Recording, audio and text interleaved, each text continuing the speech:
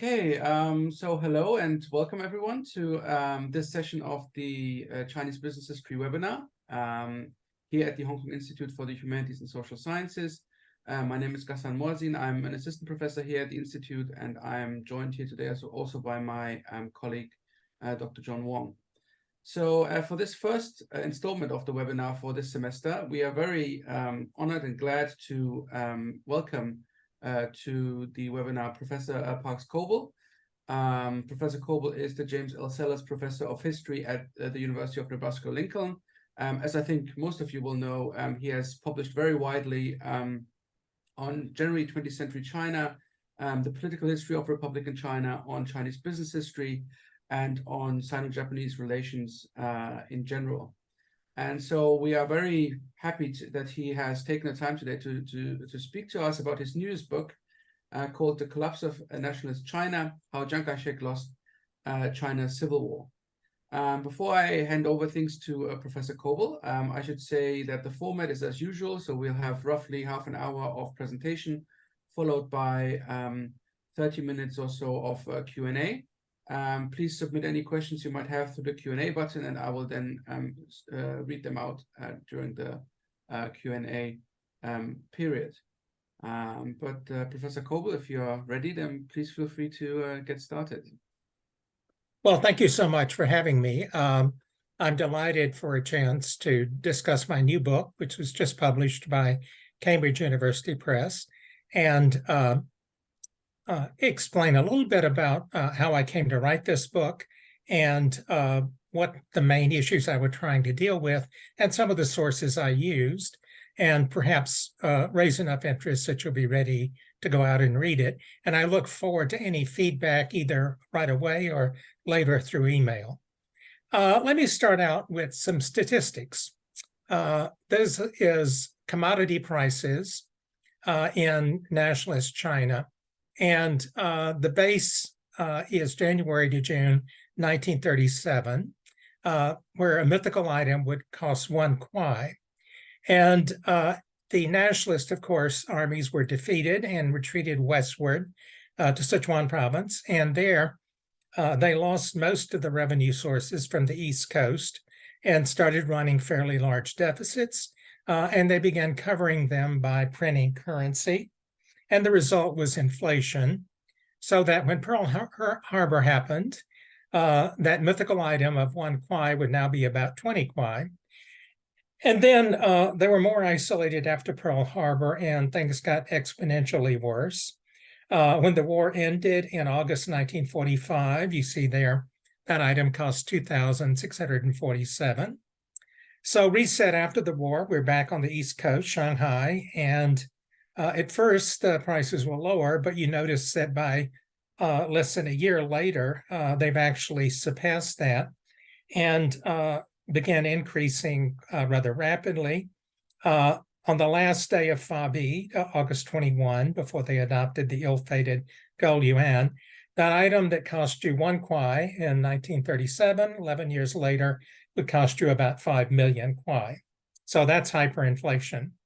Now, I suspect most of the people online here are familiar with these statistics because they are not new at all. Actually, first encountered these statistics literally half a century ago when I was taking a graduate reading class with my mentor, Lloyd Eastman. And one of the kind of strange things about taking that class, looking at it now, is that at the time, especially on the Civil War, there were really virtually no academic books, university press books. There were some memoirs, and there was a lot of polemic writing about the Who Lost China issue. But the one exception to that was this topic. Already when I took that readings class, there were 3 very good books. Arthur Young's The Advisor to the Nationalist Government, published with Harvard, Zhang Jiao, longtime head of the Bank of China, an official with MIT, and Zhou Xunxin, The Chinese Inflation with Columbia in 1963. And they're all good. They all did different things, but they all basically told the same story. You print money, you have inflation and hyperinflation. And in the years since then, they there have been some refinements, Taiwan scholar Lin Mei Li, for example, but I don't think the picture of that I just described has really changed that much in all of those years.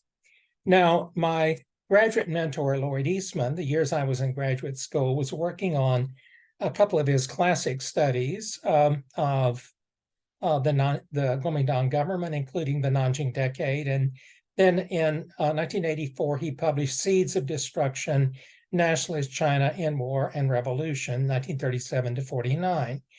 And in that, I think he tried to answer another question: what was the impact of hyperinflation? And he started with 2 chapters, I believe, that dealt with the decline in the effectiveness and combat performance and morale in the Nationalist Army, especially after Pearl Harbor, and very much revealed in the Ichigo campaign that I'll talk about momentarily. And he then blamed a lot of that on the financial situation of the government and inflation. In essence, because the government could not pay their military, they essentially started turning a blind eye to allowing the officers to pretty much sort of steal from the office, so to speak. They began pilfering food, weapons, pay for soldiers who were deserted or had died, and medical supplies and everything were kind of pilfered and sold. And you can call it corruption or greed, but you can also call it survival, because they simply could not live on their salary. Now, of course, the people at the bottom, the enlisted men, suffered the most because they did not have the clout to do that. And so increasingly, the ordinary enlisted soldier found himself faced with malnutrition, lack of ammunition and training and medical supplies, and even pay. And so morale really deteriorated. And Eastman basically said, I'm quoting here, inflation was a major reason why corruption reached unprecedented levels and why the Army became so dispirited and ineffective. By the way, the page numbers here are from my book. And if you want to find the references, you can look at those pages.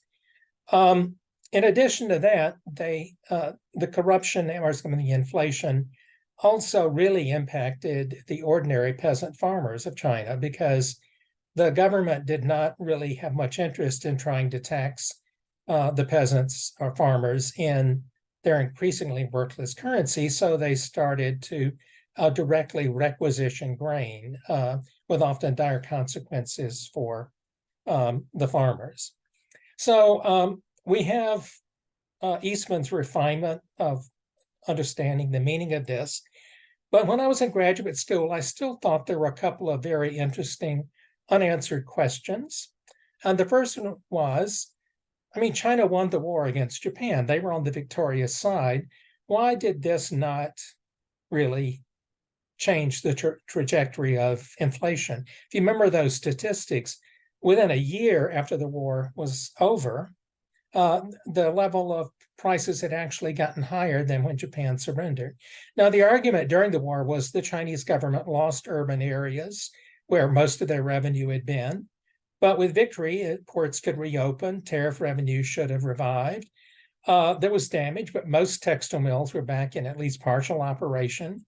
Harvests were good, both in terms of food and in terms of cotton. So in theory, things should have gotten better. And they were allied with the United States. They got international aid, a lot of it from the United Nations Relief and Rehabilitation Administration, which provided direct aid, a lot of it funded by America. But China was the largest recipient of such aid. And yet, it didn't happen. And an unpublished study done by the Ministry of Finance in October of 1946 noted, after short-lived deflationary pressure, prices did fall for a few weeks. The outlays of funds by the national government, the spending of American forces, and the inflow of funds from the interior resulted in inflationary spiral. The result, inflation hit Shanghai like a typhoon. And so the question is, couldn't this have been prevented? Why did it pick up so quickly? But there was another question. Everybody seemed to realize the policy of printing currency to cover deficits was on a disastrous track. It was really an insane policy. And the question was, why couldn't it have been stopped or altered? Everybody thought it was sort of like a train wreck in the making. The train is heading down the tracks to a ravine where the bridge is out, and there are warning signs and barricades, but the conductor keeps stoking the engine and the speed picks up, and disaster was obviously looming. And the fact is, the inability of this policy to be modified significantly baffled and disheartened many people, including some of the true believers in the Zhang government. They began to have real doubts. So this gruff-looking man, you probably recognize as Claire Lee Chennault, advisor to China before Pearl Harbor, and head of the Flying Tigers, and he stayed there during the war. And I picked him out because he is a true believer. He deeply admired Chiang Kai-shek, and especially Madame Zhang. And when the war ended, he left the military and decided to stay in China and organize a commercial airline that he thought could really help the nationalist cause, the Flying Tiger airline. And yet, things didn't go well. This is a letter he wrote on July 27th to General Albert Wiedemeyer. It may interest you to know that our airline payroll for the last 2 weeks weighed slightly over a ton in currency, and that it took 5 men 4 days to count it out into bundles. And he went on to express to General Wiedemeyer deep dismay at how difficult it seemed to really operate a business and do anything. He wanted to help China. He thought he could, but he just couldn't seem to get things going. He tried to remain hopeful. He concluded, I think that China is still a great country and that it would take a surprisingly small, well-directed effort at this time to channel its future along sound lines. But I still think you have this fundamental issue of nobody could seem to understand why such a disastrous policy could not really be altered. So I thought I had 2 kind of interesting questions that I thought about when I was in graduate school, but it never occurred to me that I might actually work on them at the time. I should say I started graduate school in 1968, which means, well, it means I'm very old, but you figured that out, that it was the height of the Cultural Revolution. And when I started here as an assistant professor at University of Nebraska, Mao was still alive, not for long. And I'd yet to set foot in the PRC. And when I did finally go not long after that, I had to go as part of a U.S.-China People's Friendship delegation where you were escorted around and stayed in friendship hotels and spent funny money. Frankly, it was good 2 decades before I did what I would call significant academic research in China. Now, I did go to Taiwan as a grad student, but Taiwan was very different from today. Chiang Kai-shek was still alive. It was under martial law, and the archives were controlled by the Kuomintang Party, or closed by the Kuomintang Party, not under the government as they are today. But decades passed, and about 10 years ago, I decided that I could actually work on these 2 questions. And there were 3 resources that I thought made this possible. There's a substantial amount of academic work done by scholars in China on Chiang Kai-shek, really beginning in the 1990s. I think the release of the Zhang Diaries really spurred this on. But basically, if you look at my acknowledgments, footnotes, and bibliography, you see that this is based on a lot of solid academic work by Chinese scholars. I have a special thanks to Professor Wu Jingping of the Department of History at Fudan University. He invited me to several conferences. You find those in the acknowledgments. And I had an opportunity to meet Chinese scholars and also to present my own research and get feedback and suggestions. And without that, I would not have done this book. The second resource were the archives at the Hoover Institution at Stanford. For various reasons, Hoover has emerged as probably the best place for archival work on Republican China outside of East Asia. The bibliography cites about a dozen collections which were essential. The most important were the TV Song papers, the Arthur Young papers, and the H.H. Kong papers. Arthur Young is the financial advisor to the Kuomintang government. And those were just invaluable, and you can see that in the footnotes. Resource 3 was material now available in Taiwan, and I'm only going to focus on one item, but it's a very important item. The Chiang Kai-shek chronological events. Chiang had a secretariat that recorded everything he did, and this was reprinted in a photo reprint edition in 82 volumes by Guo Shiguan in Taipei. And each volume is several hundred pages. It's a photo reprint. It's not always easy to read. And each volume covers about 2 or 3 months. And I actually read this in the Harvard Yanjing Library over several summers because I had the full run. And I want to just a special thanks to Grace Wong, who wrote an article in Modern China in 2010 that alerted me to this source.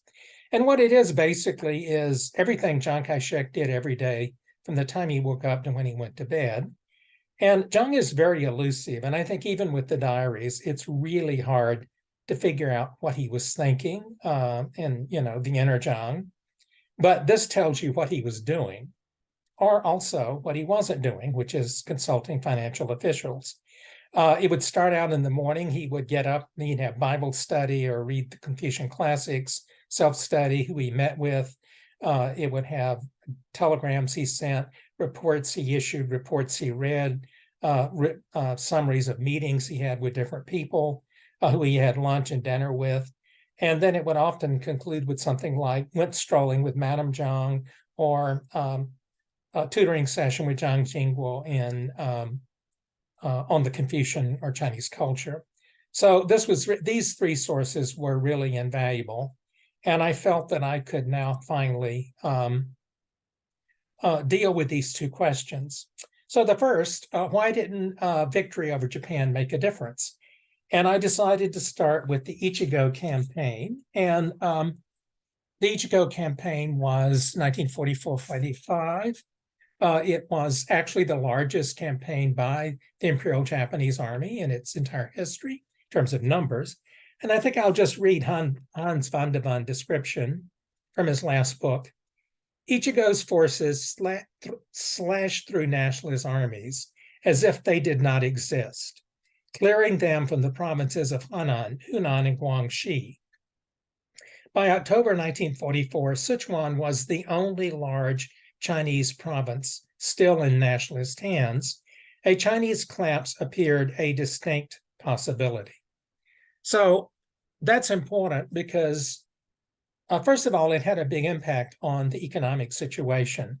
It cut the territory of Free China in half. And as the retreating armies moved into Sichuan, they now had to be fed, and grain could only be taken from farmers in Sichuan. And this really was a burden on them. But it was also psychological. People in China assumed that the war would go on much longer than it did. They did not know about the atomic bomb. They did not know that the emperor would broadcast a surrender speech on August 15th. From the standpoint of China, the Ichigo campaign meant that when 1945 started, Japan actually controlled more territory than ever in China. And they assumed things would drag on. And given the way things are going, people might not survive. But there's also the psychology of hyperinflation. When you were paid in Fabi, it's hot money. You got to get rid of it immediately. And you go out and you buy silver, gold, whatever, even if it's illegal. You buy textiles to hoard, or even something like a bag of mill flour, which has storage issues. But you've got to buy something to get rid of that money. And I think because that psychology didn't change, you notice, if you go back to that first table, the inflation actually increases between January and August of 1945. They just weren't expecting victory.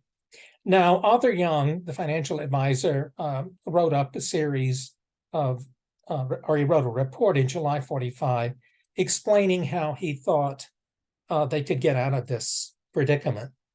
First of all, he assumed an amphibious landing on the coast of China, which had been planned, would actually occur. Of course, it didn't. ASACO, the alliance or the organization between the U.S. Navy and Dai Li, was training the operatives in Fujian province who would operate behind enemy lines as late as June to support this. The Japanese were expecting it. They redeployed their troops in Fujian and other areas, anticipating it. And Arthur Young thought that a successful landing would lead to an opening of an international port, or more than one. Commodities would flow in, and this would break the cycle of hyperinflation because orders would unload their goods, and things would really change for the better. He also thought this would allow for the orderly withdrawal of the Wang Jingwei currency. The currency issued by the Wang Jingwei regime was used in most of occupied Central and South China. And finally, he assumed that military spending could be curtailed after Japanese surrender. Unfortunately, every one of these assumptions turned out to be wrong. Surrender was very sudden, which means no Kuomintang forces were in place. U.S. had to airlift them and send in Marines to occupy many of the coastal cities.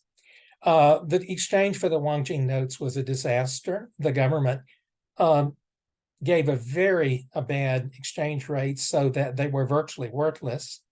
And all of a sudden, people in the occupied area needed Fa-bi. They had 2 months and so they unloaded all of their gold and silver and other items to officials referred to sometimes as vultures who swooped in from Sichuan and started buying all of this stuff, and it set off another round of inflation. The American troops came in and started spending money, which also strained things. But of course, the biggie was Chiang Kai-shek's decision to go full throttle with a military solution to dealing with the communists. And Arthur Young quickly realized that nothing was going to stop that. This is from his private diary on May 8, 1946. The Generalissimo recently raised the army budget by a handwritten order from 90 to 170 billion monthly. That is dictatorship. But I think he realized then that this isn't going to, the military expenses are going to go up and not down. And so I used the phrase botched liberation in describing how the war ended and how the inflation psychology continued very quickly. But there was a second question I asked. Why couldn't the policy of printing banknotes be altered? And despite widespread awareness that printing press approach to financing government was leading to disaster, no one could change that trajectory. And I attribute this to the style of leadership of Chiang Kai-shek. He was an authoritarian ruler who centralized control in his person. Eastman noted that even in the Nanjing period, he kept so many job titles, so he had to decide everything. And he was a very stubborn man who did not like hearing bad people telling he was making mistakes. And so he tended to stick to policies even when they weren't working. But he also had a tendency to set up rival groups with duplicate roles to encourage competition, which gave him the ultimate authority. And this was all the way through the government. One example is in intelligence work. There was the Juntung in the military, headed by the infamous Dai Li, and the Zongtung in the Kuomintang party, headed by the CC clique. And they were bitter rivals. They spent almost as much energy competing with each other. And one of the results of this style is that Zhang can keep them from becoming too powerful. And at the same time, though, it also means they're often not effective. And in this case, both the Japanese and the communists infiltrated almost all levels of the Kuomintang establishment, in part because of this style. But when it came to finance, the rivalry was a little closer to home. These two men were key financial officials from really 1927-28 all the way through the end of the war against Japan. On the right, of course, is TV Song So-won, Madam Chiang Kai-shek's brother, Harvard educated, and generally acknowledged to be brilliant, which he probably was, or he definitely was. The man on the left is H.H. Kong, married to Sung Ai-ling, Madam Chiang's sister, and he was identified and had studied at Oberlin in China. And a lot of the book details how these two men became bitter rivalries that went on and affected the entire bureaucracy. Generally speaking, Kong was more pliable. He went along with Chiang Kai-shek, and when he asked for more money, he gave it to him, and Chiang liked that. Sung was much more often opposed to Chiang's views. He was more hot-headed, but he often got into trouble. In fact, quite a bit of trouble with Chiang, where he would be sidelined. But the rivalry was so bitter that ultimately neither man would challenge Chiang. That's just the way things went. Even Sung, who knew better, would just go along and not try to change things. Arthur Young figured this out very quickly in his private diary on February 18, 1946. It is a great pity for China that Chiang does not understand finance and will still take action without consulting those who do.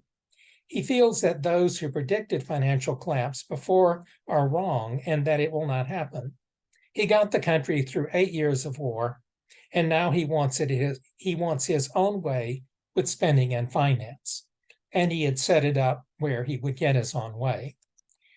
Now, the Sung and Kong rivalry was bitter and very personal, carried on even after they left China for the United States. When Kong was forced out for various reasons, Chiang finally decided he was too much of a political liability. Sung then started facing criticism in the legislative yuan and from the CC clique. And Chiang let this happen because he did not want Sung to get out of control. He always wanted to have a counter. But what the Sherlobe Gaoban reveals, this is that daily diary of Chiang, is that as the value of Fa-B spiraled out of control in 1946 and 47, Chiang rarely met with financial officials. He was heavily focused on military matters and party politics. And he was very active. He traveled all over meeting with military commanders, but the Minister of Finance had trouble getting an appointment. And so the centralization of all policy in the hands of an authoritarian ruler created this problem. His stubbornness in clinging to the printing press approach led to finance governing shortfalls continued until finally disaster occurred and they had to switch to the gold yuan reform, which is covered in the book. I haven't discussed it here, but that proved to be a complete disaster. So I will wrap it up here, and I look forward to some questions, which I believe will be in the chat room. Is that correct? Yeah, exactly. Yes. Okay. Yeah, thank you so much, Parks, for the wonderful presentation. Yeah, as you say, we do have some time for questions and answers now. So if you have any questions for Professor Coble, please put them in the Q&A or submit them through the Q&A button in Zoom, and then I will read them out, and Professor Coble can answer them. Maybe I can start with a question that kind of came up to me whilst you were speaking. So, if sort of the setup of the nationalist government, and particularly, Chiang's very powerful position within the government, if that was set up in such a way that it was very difficult to kind of do anything against or kind of changed the trajectory of inflation. Does that also help us understand whether sort of in 1945 there was, I mean, do you think there was still a way, given that how things had developed during the war, how this whole setup of the state and the Nationalist Party had developed during the war, that in 1945 there was any way that that things could have gone differently? I mean, I'm sort of thinking a bit in terms of the sort of one of the questions that my mentor Hans van der Ven always sort of asked is whether in 1945 the Nationalists were basically finished because the war had just damaged them so much that it was very difficult to come back from that, or was there really still a possibility during the, well, I guess, Civil War period or after 1945 for Chiang to emerge from that, or was simply the state set up in such a way and power was centralized so much that given that Chiang was in power, there was simply no other, we can't really see an alternative out of the collapse was basically inevitable. So I was wondering whether you could speak to that at all. Well, I mean, I don't believe really in alternative history because it happened the way it did. Sure. Is it inevitable? I think that the government was where it was in 1945 because of how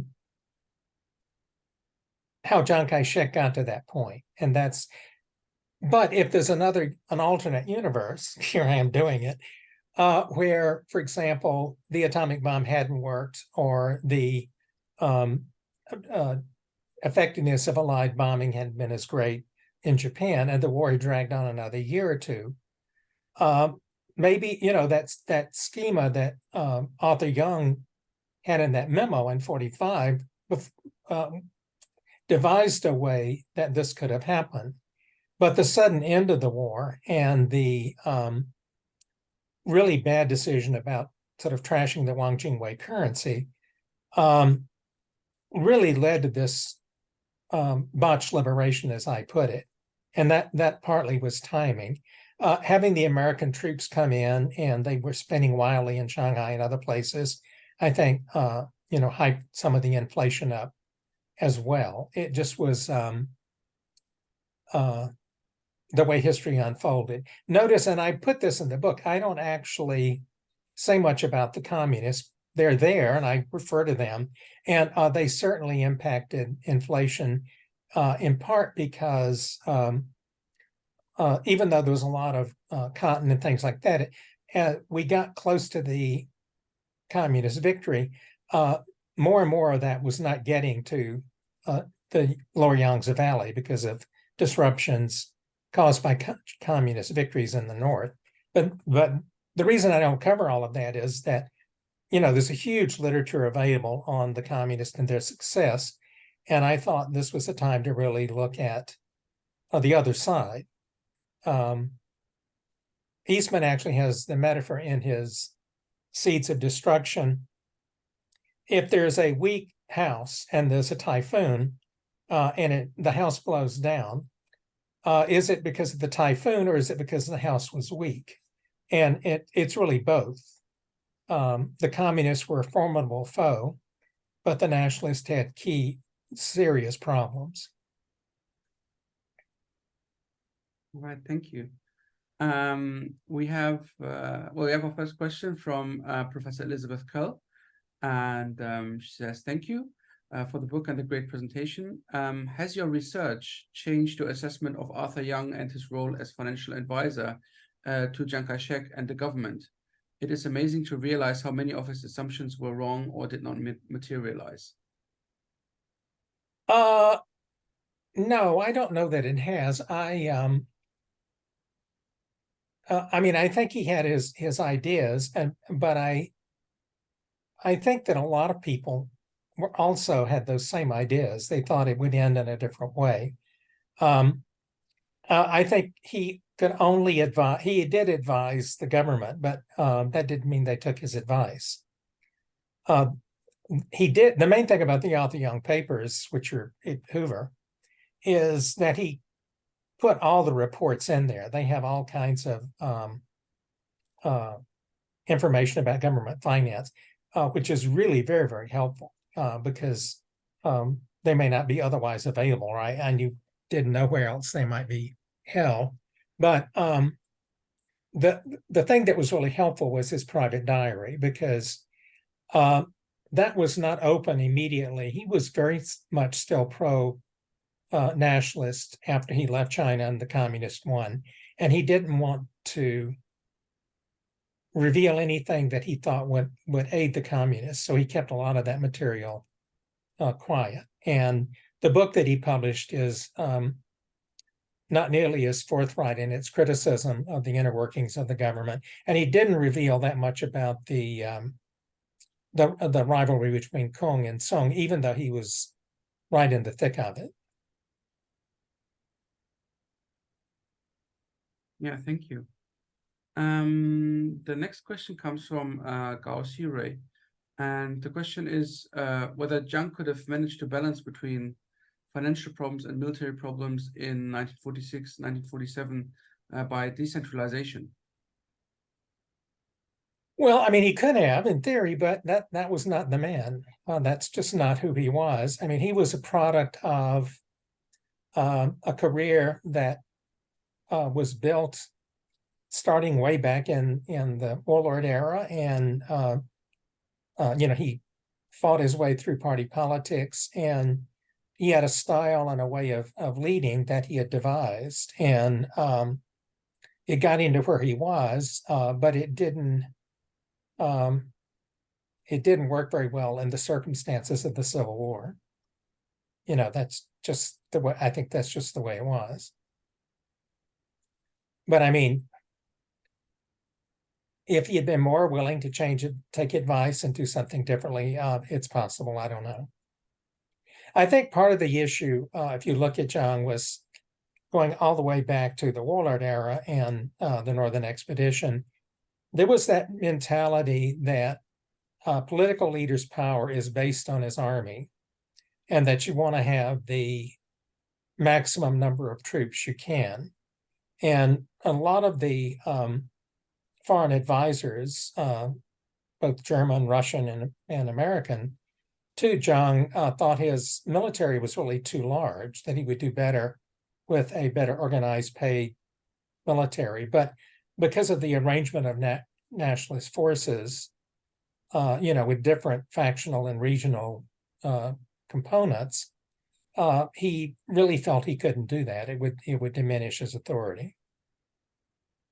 And so paying for all those, the U.S. thought that the military budget for the Chinese army was suspiciously large given what they were doing, and that those were intelligence reports were available. Yeah, thank you. We have a question from Professor Christopher Reed. He says, thank you.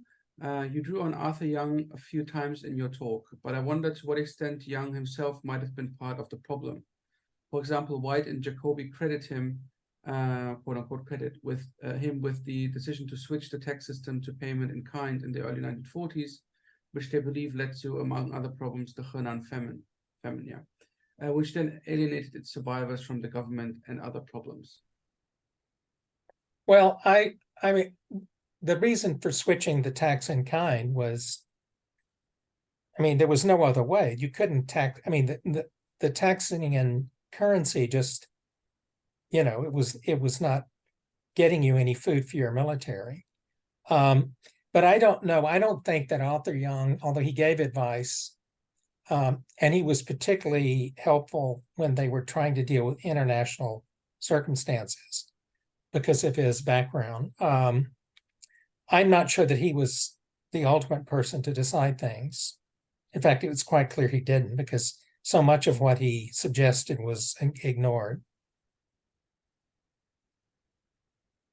But I guess although I use a lot of his stuff, a lot of it I used from his collection were the documents and reports and things like that.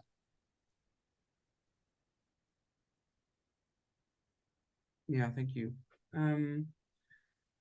The next question comes from Tony Lowe, and he says, thank you for your presentation. May I ask if you know why the US administration did not intervene to stop the hyperinflation problem that could be mitigated by better administration in the government? Could you repeat that? I couldn't quite. Sure. So the question is, may I ask if you know why the US administration did not intervene to stop the hyperinflation problem that could be mitigated by better administration in the government? Well, I think the U.S. Certainly advised Chiang on a lot of these things, but they didn't really. He didn't really take advice from the United States either. And I think actually, if you look at what we were concerned with, our concern was a lot more with the military side of things. That is, we did not. A lot of the pressure we put on them had to do with how they were dealing with the communists and what could be done. And also, frankly, we were part of the problem. One of the issues that I brought up was that we basically unloaded a lot of war surplus weaponry to China because we didn't want to ship it back to the United States. And they actually paid for most of this. And most of it was not useful. It didn't. It wasn't suitable to the terrain in China or to the area where there weren't many roads. So it was really not the kind of equipment they needed. So I think American interests were not always in the best interest of the Chiang government.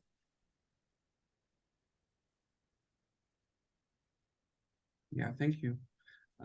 We have two questions from Christopher Hui. So the first question is, from the KMT's performance in the War of National Resistance, the corruption with the staff of KMT office were already deeply rooted. Do you think the botched liberation was inevitable? I suppose that's similar to what I asked earlier. The second question is, what do you think about the pushback from the four families towards Jiang Jingguo's crackdown on hoarding and speculating? From what you said, it sounded like Jiang was powerful enough to ignore the Songs and Kungs in deciding his policies, but that does not seem to be the case here, I suppose. Yeah. Well, I think that Kung was pretty much, I think, very flexible in dealing with Chiang. When Chiang wanted more money, Kung was forthcoming. He was finance minister from 33 to 44, I think it was, and he pretty much went along with the policy of printing money.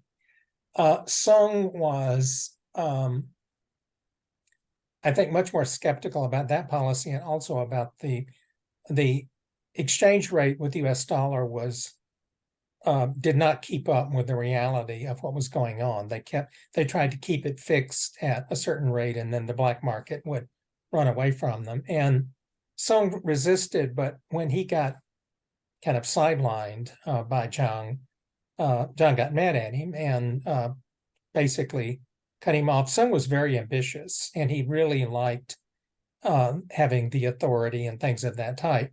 And so I think he ultimately sort of caved in and did what Jiang wanted. And then Sung actually took the burden or the blame for the hyperinflation while he was Minister of Finance. And the press in China, which, could be muzzled if Chiang really wanted it to be, really was full of a lot of criticism. People in the legislative yuan, like Fu Sunyan, the scholar, really attacked Song and blamed him for the mess.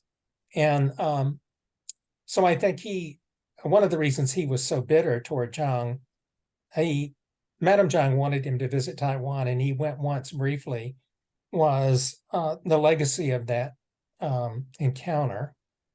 But also so many of the critics that he had in China that were really Kuomintang critics in the CC clique and elsewhere were in Taiwan. And, I think he just felt they had been unfair in their criticism of him. And so I don't think he ever really reconciled with Kong. He did eventually with Sung Ai Ling to some degree. The Hoover archives have a lot of the personal letters between Sung and Sung Mei-ling when she was in Taiwan and he was in America. And there are quite a number of those. So you get some idea of the inner workings. He was still, doing things for her in terms of medical doctors and things of that type. So you do get that sort of inside look at what the relationship was like. Yeah, interesting. Thank you. We have a question from Professor Morris Bien. So he says, thank you very much for the wonderful presentation. According to Otto Westad, the Civil War battles were the largest military engagements following World War II. You mentioned that Chiang Kai-shek rarely met with financial officials because Chiang was busy with directing military campaigns.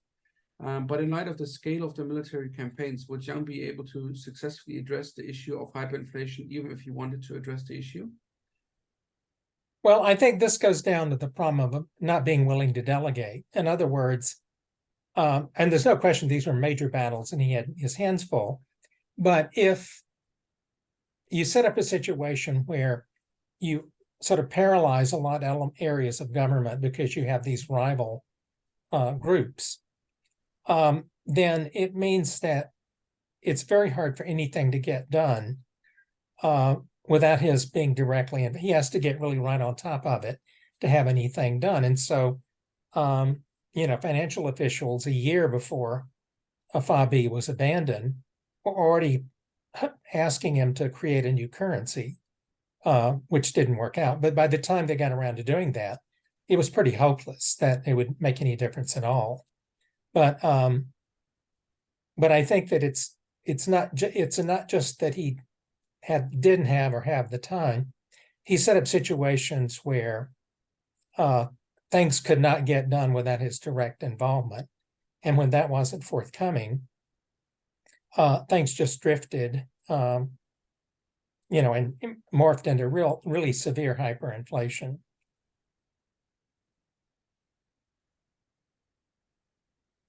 Yeah, thank you. We have another question from Robert Hoppins, who asks about the sort of post-49 period. So he says, thank you for the great talk. How did Chiang Kai-shek or Jiang Xingguo explain the failure to combat hyperinflation after 1949? Did reflection on wartime hyperinflation inform economic policy on Taiwan? Well, the move to Taiwan, I think Jiang actually reflected on a lot of this and clearly did a much better job in Taiwan.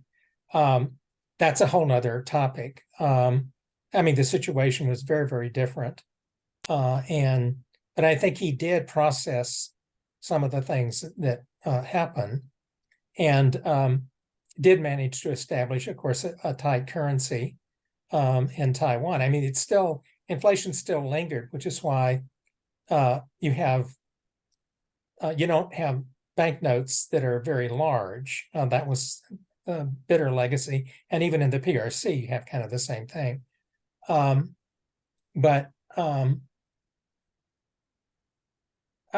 guess I just don't know quite how to answer that, except that a lot of the people that, like Song and Kong, did not go to Taiwan. They went to the United States. And a different group of people went to Taiwan. So I think it shifted the complexion of the people around Jiang. And he also was much more dependent on America at that point. Can I jump with a question? Yes, it was a great analysis. I wonder how much of what you see here is an issue of Jiang's fiscal mismanagement or monetary mismanagement.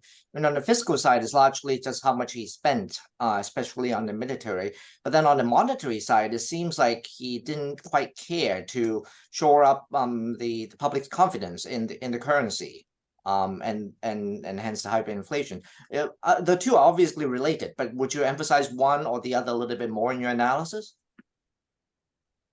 I don't think he really I think he just, like, when he increased the military, he wanted more money for the military. And so he sent a note saying, okay, double it. And he kind of left it up to the financial people to find the revenue. And, they just, I mean, I do in the book deal a great deal with why the revenue streams did not reoccur. The failure to get more tariff money, why some of the taxes did bring in more money. In other words, it wasn't just printing banknotes. They didn't get more revenue coming in either. And that was one of the things that Arthur Young and others thought needed to be done. But I just don't think John, I don't know why it didn't register. There are a few mentions in his diary or in the meetings where he is concerned about rising rice prices when there are rice riots.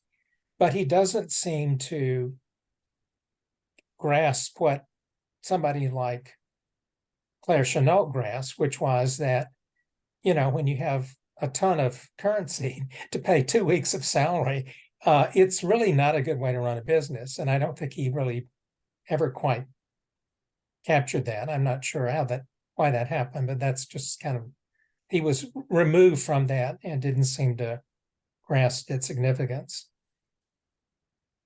But he was not the only Chinese politician in the Republican period who didn't grasp finance at all. I think it was more the norm among the military leaders. Yeah, thank you. We have another question from Chen Wei-Chi, and the question is, from your lecture, I realized the negative impact of the monetary policy mistakes in the early end of the war on the Kuomintang, on the KMT. But at that time, the KMT's armed forces and international support were far superior to the communists. Do you think economic problems were the main problem, or strategic mistakes were the main problem? Well, I think both. I mean, I think the corruption issue affected morale and the caliber of soldiers. And I mean, the strategic mistakes were significant. I think exposing the armies up in the Northeast was a major mistake, spreading himself thin. But you notice one of the key things that happened in the Civil War is that once it started to go bad, whole armies surrendered or defected. In other words, there were lost battles, but there also were just, between November of 48 and January of 49, I think the Nationalists lost 1.5 million men, and a lot of them switched sides. And I think the lack of morale, the low morale, and the loss of faith in the Kuomintang army leadership something that developed over that long period of time of corruption. I guess I'm a little more temperate in my language than Eastman was, because I do understand, having read a lot of memoir literature, how difficult it was for everybody, officers included, to survive in the long years of the war. And, so they pilfered, but, that was the only way they could get by, really. Yeah, thank you. We have a few more questions, not that much time left, but a few more questions. I'm not sure what, so Susan Rigdon asks about the Fabi and how it, so she says basically, please go back to the beginning and explain the creation of the Fabi and how it compared to what it replaced. The whole notion of the Fabi. Well, that was critical. And it was created in November 1935. H.H. Kong was the Minister of Finance, and it replaced what I would call real money. The currency before that had been, you had to have silver taels or a currency that was actually backed and convertible. And so it was, like barely a fiat currency where you just issue it. And the inflation started from the get-go. And a lot of people like Zhang Jiao were very worried that it wasn't insulated from politics. Zhang Jiao was head of the Bank of China, who was removed when they created the FABI. He was replaced by TV Song, I believe. And then, but he had experience with some of the warlord governments. And he felt that what would happen is what happened in the war. When they needed more money for the military, they would just print currency, and that would be bad. But there was some inflation between 35 and July 37. But the monetary situation in China had been deflationary in the impact of the Depression. And so that the inflation actually kind of invigorated the economy. But once the war started and they lost the tax revenues from the mainstream sources they had, then it became really destructive.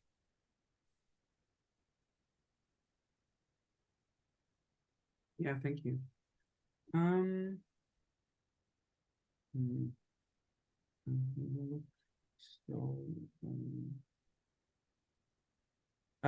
Yeah, we have one more question from TC Lee. The question is, some scholars believe that the KMT did not lose before 1949's catastrophic military losses in central China. Is it the misconduct of Jiang's military strategy, and or it is I guess it is due to the misconduct of Jiang's military strategy and US intervention, which supported the ceasefire with the communists. Was it even possible for Jiang to take more firm military determination to achieve his goal to stabilize the country, despite these severe economic and civil issues? Well, I guess this goes back to that question that he was who he was, and he was where he was because of who he was, his life experiences, his approach to government. He was the person there for that reason. And Chairman Mao was where he was for similar reasons. And maybe Jiang could have done a lot of things, but he wasn't a man who would do things differently. He had a way of approaching things and doing them. And if circumstances had been different, I mean, the way the war ended, things at that time did make a difference. I really think that happened. But, if we had an amphibious landing on Southeast China and the United States had been fighting the Japanese there for a year, the whole end of the war would have obviously been totally different. But it didn't. And so Jiang's vision and his approach to doing things was, I think, a creature of who he was.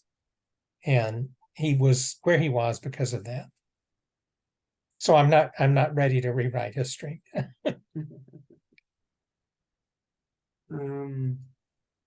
Yeah, maybe we have time for one more brief question. So Can I jump in again?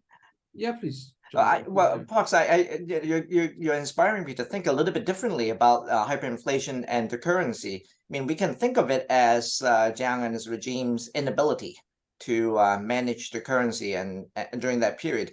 But then it can also be an indication of the public's lack of confidence in that regime. So it can be it can be both. And I wonder if you would read it that way. And to think about it that way would also say that the Chinese public basically lost faith in not just the regime, but this whole economic way of life that somehow miraculously, after 1949, the CCP managed to reconstitute with a totally different monetary policy. Well, there's no question that the hyperinflation is a clear sign of lack of faith in the currency, which also then really means a lack of faith in the government. I mean, the minute you're paid, you have to race out and buy something. It creates a sort of frenzy of economic activity. And that's one reason why I had that first question about why winning the war didn't matter. I think once that had started, the mentality there of doing that just kept on going. There wasn't enough of a break when the war ended. And with the nationalist officials, I have one thing in the book where some middle-ranking officials from Sichuan commandeered an airplane, landed in Shanghai, and went on the black market and bought gold with Fa-bi because people were willing to sell. They needed Fa-bi in Shanghai then because their old currency was gone. And it only took about 2 weeks for the price to adjust, for go back to the same price of gold that was in other parts of China. So the markets are very, very rapidly moving, but it's a sign that the currency is a hot currency. Nobody wants it. Yeah, thank you.